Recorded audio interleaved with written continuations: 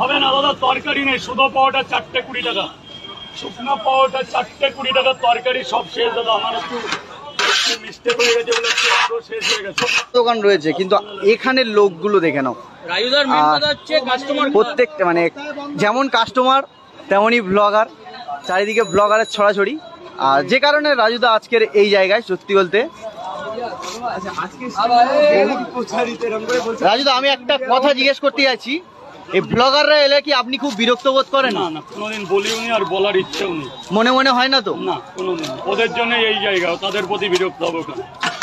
তার মধ্যে আমি একটা ঠান্ডা মাথায় কথা বলছি, এটা আমার বলার হয়তো আমার ব্যক্তিগত ভাষাই বলে ফেলছি। যেহেতু মাঝে মধ্যে যেমন নেক্সট সানডে 12 জন এসেছে, 12 জন একসঙ্গে যদি একসাথে এইগুলো দেয় আর এভাবে অস্বস্তি লাগে। অস্বস্তি না, আমারও তো 5 জন খাবে। একদম একদম। আমার শর্ট জায়গা, এই পাশে দাঁড়াতে, ওই পাশে অন্য লোকের দোকান আছে। আপনারা আসুন, সবাই করুন, আমি সবাইকে টাইম দেবো। 11টার গাড়ি বাদ দিয়ে 12টায় যাবো, কিন্তু আমার বিজনেসটাও করতে দিন, যাতে আমি এই পাওয়াটাগুলো রিটার্ন না নিয়ে গিয়ে বেচতে পারি। এতগুলো লোক এগুলো কি আনলিমিটেড সবজি দেওয়ার ফল নাকি দাদা? এগুলো আনলিমিটেড সবজি দেওয়ার ফল নাকি? এই পরোটাগুলো এক্সট্রা হয়ে গেল না, এগুলো হয়ে যায় না, হাতের কাজ হয়ে যায়। কেউ কম খায়, কেউ বেশি খায়, কেউ দোকানে মোটামুটি দোকানদারদের গলায় মাদুলি দেখেছি, কিন্তু এখানে রাজুদার গলায় সবসময় 3টা করে ব্লুটুথ স্পিকার থেকে যাচ্ছে, দেখে নাও। স্পিকারের মাদুলি, তাই তো দাদা? মানে অন্য জায়গায় সবাই মাদুলি, দোকানে ঠাকুরের ছবি, আর এখানে দাদার গলায় বলতে স্পিকারের মাদুলি। অবশ্যই অবশ্যই। আর দাদা কন্টিনিউ এরকম কাজ করছে। আর কি ঘুগনি আরো আছে নাকি সবজি? এটাই শেষ? বাবা আগে আমারটা দাও বাবা, কোথায় পাবো না। আগের শনিবার তোমাকে দেখতে পাইনি, আগের শনিবার তুমি আসোনি। আর আমরাও নিয়ে নিয়েছি এখান থেকে 3টে। তাহলে পরোটার কি হবে? এটা চলে যাবে, রিটার্ন চলে যাবে পরোটা।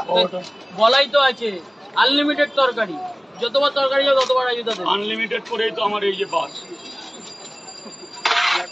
420 টাকা।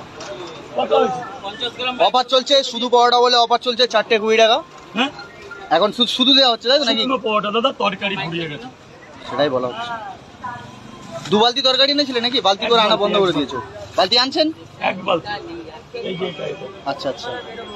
অনেকেই কিন্তু তোমাদের এই যে মানে বালতিতে করেছে তরকারি আনা, এটা নিয়ে অনেকে অনেক কথা বলে, তো এটা কি মানে ব্যাপারটা কি? আমার ব্যক্তিগত মত যদি দেখতে যান, বালতিটা